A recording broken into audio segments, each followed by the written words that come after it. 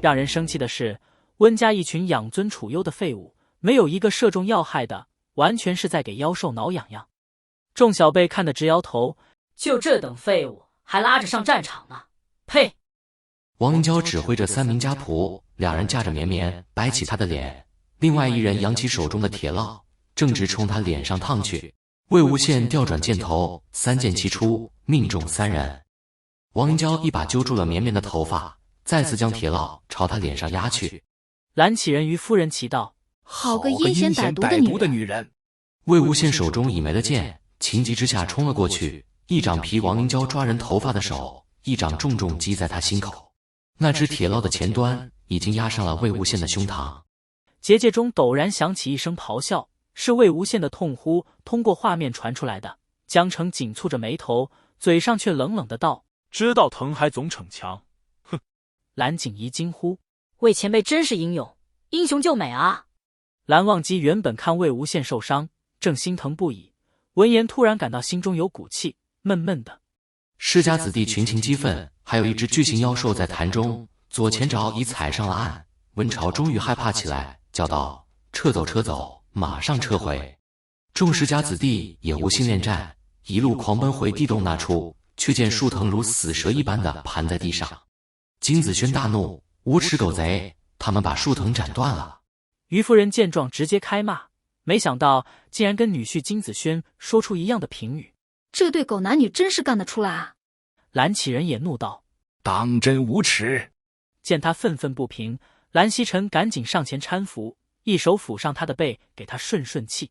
即使曾经在现场的江澄、金子轩再次经由这本书回到那时，也是气得青筋突起。不止画面中的世家子弟群情激愤，结界中的众人也是，而在场的小辈们则是担心胜过愤怒。蓝景怡咋呼道：糟了糟了糟了，这下糟了！蓝忘机道：有办法离开潭有枫叶。一番商议，一群世家子弟重新原路返回。就见云梦双杰默契配合，魏无羡掷出火把吸引妖兽的注意力，江澄则下水探查，再确认潭底确实有出口。魏无羡引火将妖兽引上岸，江澄则带着众位少年一批一批地逃了出去。江丰眠为大弟子的指挥能力表示肯定，众小辈们心中也是各种崇拜。魏无羡正在一边观察地形，一边引火后退。突然之间，手臂蓦地一痛，低头一看，竟是中了一箭。蓝景怡沉不住气地嚷嚷道：这是我姑苏哪位门生，怎地这般废物？蓝思追连忙制止他：景怡，勿要喧哗。魏无羡一把拔下了剑，鲜血的味道大大刺激了妖兽，他的脖子突然一阵爆长，獠牙大开。魏无羡被人一掌送了出去，蓝忘机将他推开了。妖兽上下颚顺势一合，咬住了他的右腿。外面众人跟着蓦地大腿一痛，而画面中的蓝忘机只是微微皱了皱眉，忍痛能力不可谓不强。眼看蓝忘机就要被妖兽拖进去了，这一进去恐怕是没有再出来的可能，众位看得心惊胆战。魏无羡一阵狂奔，在这颗兽头缩进去之前猛地一扑，扒住了他上颚的一颗獠牙，随即爆发出一阵非人类的恐怖力量，右手握紧上排獠牙，左手握下颚獠牙，双手同时朝相反方向使力，那2排利齿竟然真的被逼得渐渐打开了牙关。见蓝忘机脱险，魏无羡那阵如神上身般的力气陡然消失，骤然松手。众人看得心有余悸，蓝思追松了口气，好在有惊无险。蓝景怡又惊呼：魏前辈果真是英勇，再次英雄救美啊！蓝启仁此时是看出来了，魏无羡聪明、冷静、果断、勇敢，还有颗善良的心，想必自家二侄子就是被他这些特质所吸引。魏无羡跌入了水中，翻身一把捞过蓝忘机，单手划水，瞬间游出几丈，滚上了岸，把蓝忘机往背上一扔，拔腿就跑。众人看着魏无羡背着蓝忘机狼狈逃命的时候，还有心情贫嘴打俏：哼，死性不改。蓝景怡正笑得见牙不见眼，转瞬便没了声响。蓝思追双手紧紧捂着他的嘴巴，蓝忘机淡若琉璃般的眸子意味不明地盯着蓝景怡。蓝思追开口：韩光君莫怪，那个景怡啊，他夜猎的时候吃多了。金陵原本死憋住的笑顿时憋不住了，他大笑道：哈哈，思追，锦衣傻就傻了，怎么今天你也傻了？咱们之前夜猎的时候，哪来的空闲吃东西啊？哈哈哈！他这话一出，蓝景怡和蓝思追的脸登时都红了。蓝景怡胡乱扒开捂着自己嘴巴的手，窜到金陵面前，粗着脖子红着脸就要理论，道：“你说谁傻？”金陵挑着眉，仰头看他，不以为意地说：“谁问就说的谁。”蓝景怡急了：“好你个大小姐，你好意思说我傻？你也聪明不到哪去。”金陵面色一黑，站起身来，便气势汹汹地道：“你说谁是大小姐？你有种再说一遍。”蓝景怡从来就不怕他，他恶狠狠地道：“我眼前站着的是谁，我就说，话还没说完，蓝景怡便觉上下嘴唇一紧，再怎么使劲也张不开了。金陵当即了然，像是想到了什么，立刻闭嘴，乖乖地坐回母亲身边，还故意地冲愣在原地的蓝景怡挤眉弄眼，幸灾乐祸之意尽显。蓝景怡气得恨不得吃了他，可无奈他有口不能开。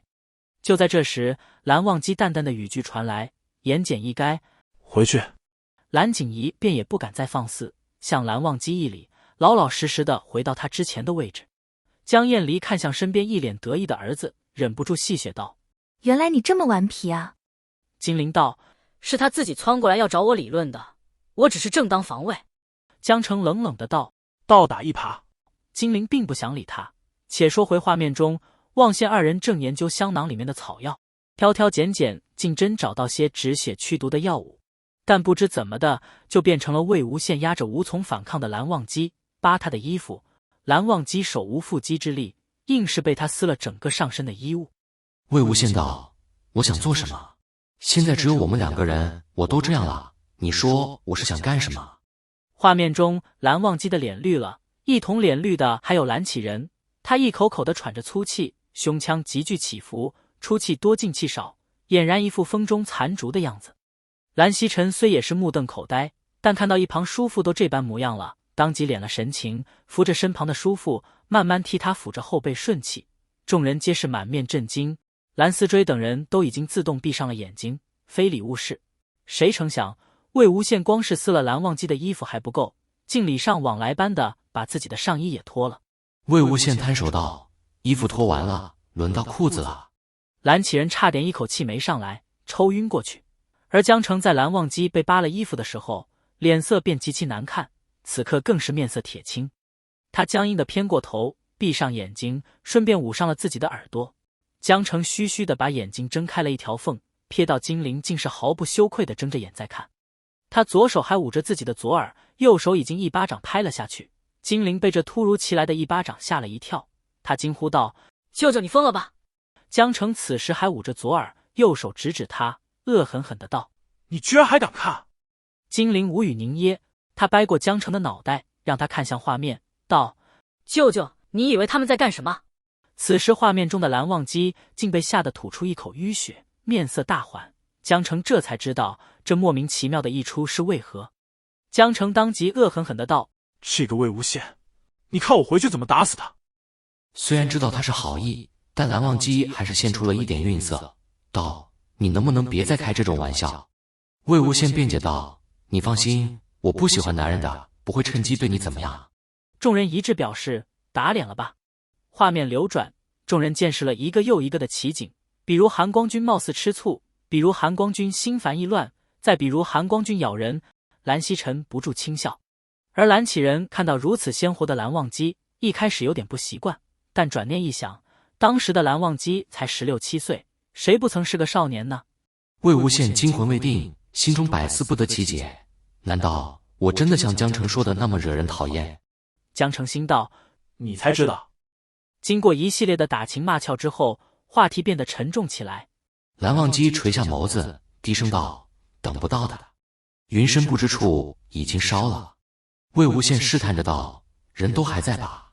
你叔父，你哥哥，父亲快不在了，兄长失踪了。”画面中火光把山洞映照得忽明忽暗，蓝忘机赤着上身，腿被固定住，无法移动，发丝微微有些凌乱，颇显狼狈。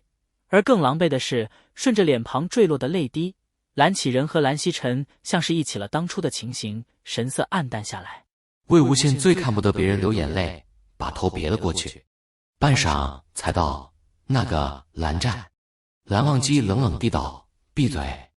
魏婴，你这个人真的很讨厌。”众人不解，这么讨厌还能成为人人称羡的神仙道侣？蓝曦臣似是能理解蓝忘机当时说那句话的意思。是啊，他就是那么讨厌恣意潇洒的撩拨，转头便没心没肺的忘记。